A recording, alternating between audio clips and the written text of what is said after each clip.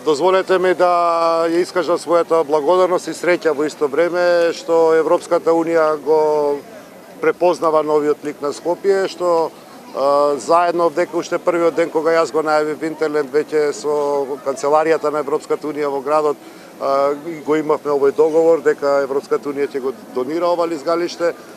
Благодарно за ваквата донација со цел наша заедничка е да на крајот на оваа година, како што рече и самиот амбасадор, период кога треба да мислиме на убавите нешта, период кога треба да бидеме исполнети со надеж за годината која што ни престои, ќе можеме да придонесеме на граѓаните на Скопје да уживаат во новогодишната магија.